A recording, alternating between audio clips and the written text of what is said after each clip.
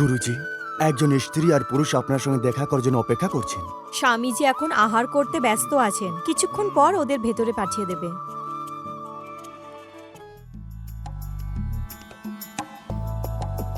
স্বামীজি, মনে হচ্ছে আবার কোনো দম্পতি সন্তানের আশায় আপনার থেকে আশীর্বাদ নিতে চান।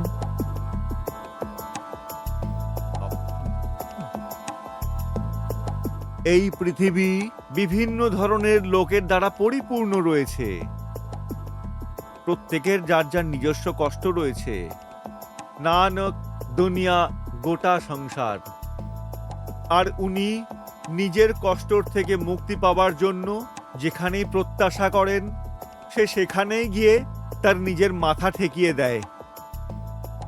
বাস, এখন আমার স্বল্পাহার পূর্ণ হয়েছে, ওনাকে ডেকে নাও। গুরুজি নমস্কার। গুরুজি নমস্কার। আয়ুষ্মান ভব। সৌভাগ্যবতী হও মা।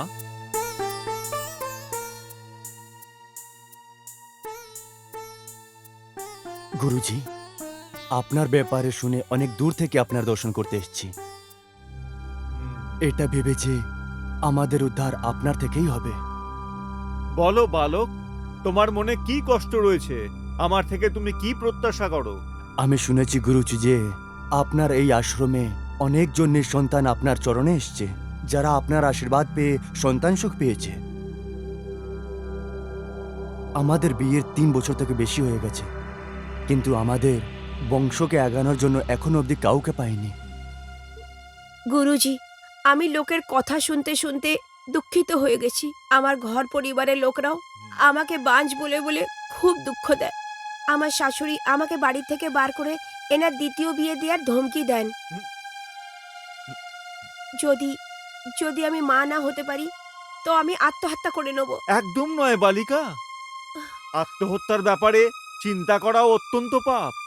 এই ভগবান তোমাকে এত সুন্দর শরীর, মন এবং স্বামী দিয়েছেন, তিনি তোমার এই কোল ভরিয়ে দেবেন।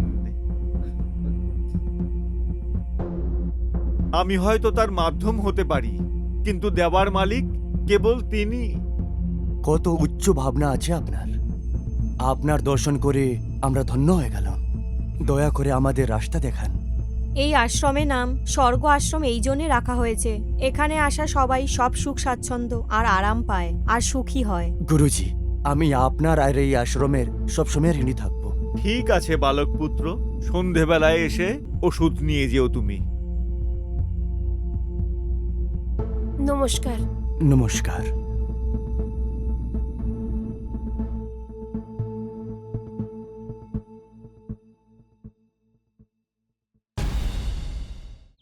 স্বামীজি, আপনার এই স্বর্গ আশ্রমের মুখ্য উদ্দেশ্যটা কি? আপনারা দেখতে পাচ্ছেন, আজকের এই বিজ্ঞানের যুগে মানুষের জীবন একটা মেশিনের পর্যায়ে এসে দাঁড়িয়েছে। এই অবস্থায় তাদের নিশ্চিন্তি এবং শান্তি পাওয়া খুবই দরকার। আমি এখানে যোগ, সাধনা এবং ব্যায়ামের মাধ্যমে মানুষের সারাদিনের ক্লান্তিকে আনন্দে পরিবর্তনের প্রচেষ্টায় আছি।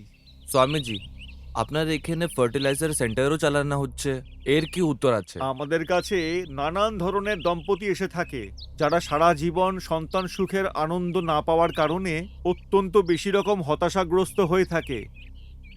এই ধরনের লোকেদের আনন্দ এবং শান্তি প্রদানের জন্য আমরা আমাদের আশ্রমে যোগ, সাধনা এবং ব্যায়াম ছাড়াও নানান বৈজ্ঞানিক প্রথা প্রয়োগ করে তাদের রোগ সারিয়ে থাকি। আমাদের ডক্টররাও তাদের নিয়মিত পরীক্ষা করে থাকে। স্বামীজি, গত 1 বছর থেকে আপনার এইখানে নিঃসন্তান মহিলাদের সন্তানের সুখ পাওয়া যাচ্ছে, সেই জন্য আপনার আশ্রমের লোকপ্রিয়তা বেড়ে যাচ্ছে। আপনার কেমন আরে, লাগছে? এটা তো অত্যন্ত অবিবেচকের মতো প্রশ্ন করলে বালক। নিজের সফলতার কারণে কে খুশি না হয়ে থাকে? আমরা যে উদ্দেশ্য নিয়ে এগিয়ে চলেছি, যখন তাতে সাফল্য আসে, তাতে আনন্দিত হওয়ার তো যথেষ্ট কারণ আছে, তাই না? স্বামীজি, স্বর্গ আশ্রমের জন্য কত ফিস আপনি নিচ্ছেন?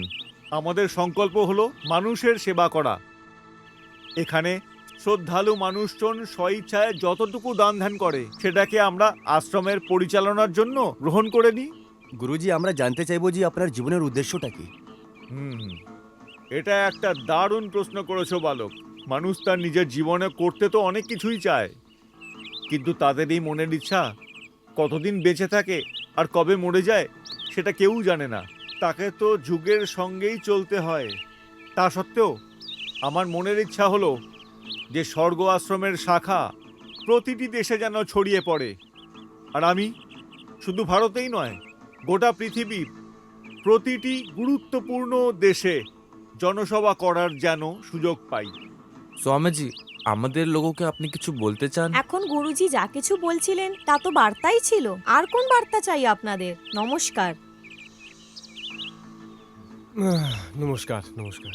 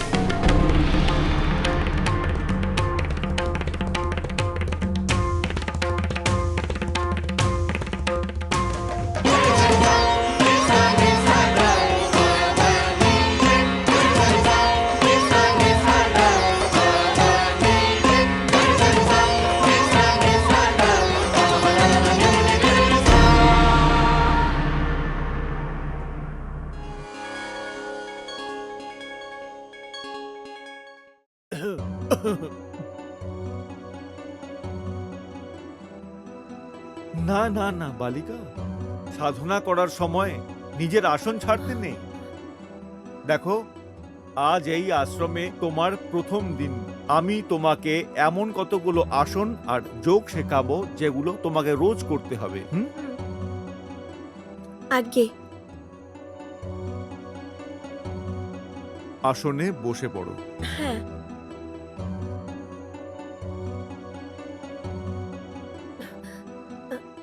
বালিকা, সাধনা করার সময় শাড়ি পরতে নেই। খুলে হ্যাঁ? ফেলো, এটাকে খুলে ফেলো। কি কি দেখো বালিকা, প্রতিটি কাজের জন্য ভিন্ন ভিন্ন বস্ত্র হয়, কিন্তু ঘোরার জন্য একরকম, শোবার জন্য আলাদা, আর বিয়ে বাড়িতে পড়ার জন্য অন্যরকম। এতে এত লজ্জা পাওয়ার কি আছে? এসো, শাড়ি খুলে দিচ্ছি।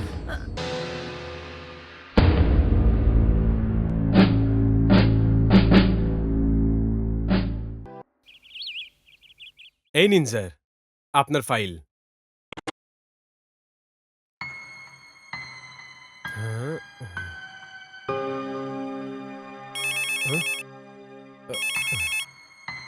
হ্যালো। আমি স্বর্গ আশ্রম থেকে সুচিত্রা বলছি। মন্ত্রী মশাই আছেন? হ্যাঁ হ্যাঁ হ্যাঁ, স্যার স্বর্গ আশ্রম থেকে সুচিত্রাজি ফোন করেছেন। সুচিত্রা জি, হ্যালো। স্যার আমি সুচিত্রা বলছি। ওহো, সুচিত্রা জি, বলুন কি করে মনে করলেন? স্যার আপনার তো মনেই আছে যে আপনি স্বামীজিকে কথা দিয়েছিলেন আমাদের আশ্রমের কাছে যে 50 বিঘা সরকারি জমিন আছে সেটা আপনি আশ্রমের নামে করে দেবেন। সুচিত্রা জি, একদম মনে আছে, আর সেটাতে ইনকোয়ারিও চলছে। স্বামীজি এর জন্য 2-3টা চেক পাঠিয়েও দিয়েছেন। যদি এক একটা চেক আরো পাওয়া যেত তো জমিটা তো আশ্রমের নামে হয়ে গেছে মনে করো। স্বামীজি কোথায় আছে? 1 মিনিট হোল্ড করুন স্যার, আমি ওনার সাথেই আপনার কথা বলিয়ে দিচ্ছি। হ্যাঁ, মন্ত্রী মশাই, কি খবর? আপনার এখনো চেক পেয়ে মন ভরেনি নাকি? 2-3 বার তো আপনি নিজেই চেক নেওয়ার জন্য আমার আশ্রমে এসেছিলেন। কোনো ব্যাপার না, আমি একটু আগেই আপনার জন্য একটা দারুণ নাচ গান জানা চেক পাঠিয়েছি, আর আমি জোর করে বলছি যে ওই চেকটা ক্যাশ হতেই আপনি আমার কাজ সাথে সাথে করে দেবেন।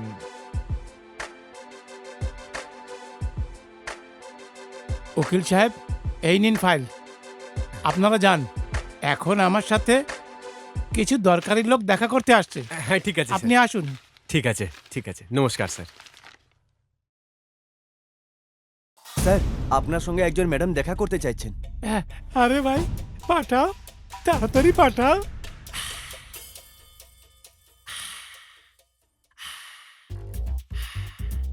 আসুন, আসুন, বসুন। আপনারই অপেক্ষা করছিলাম। এইমাত্র স্বামীজির সাথে কথা হয়েছিল, তো উনি সূচনা দিলেন যে আপনি আসছেন। ভাই, স্বামীজি নিজের বচনে পাক্কা আছে, এই জন্য ওনার কোনো কাজ আটকায় না। মনে হচ্ছে কি অনেক দিন ধরে অপেক্ষা করছেন। আরে এই জন্য তো আমি বলছি, এই শাল তো হাঁটাও, তাহলে অল্প একটু এই রুমে আলো হয়ে যাবে। তোমার নাম কি গো? শেফালি। শেফালি? আরে কি সুন্দর নাম আছে, শেফালি। ভাই, স্বামীজি বলছিলেন যে তুমি নাচ গান খুব ভালো করো। কিছু না খেয়ে দিয়ে কি নাচ গান করা যায়? হ্যাঁ, এই ব্যাপার আছে। হুম,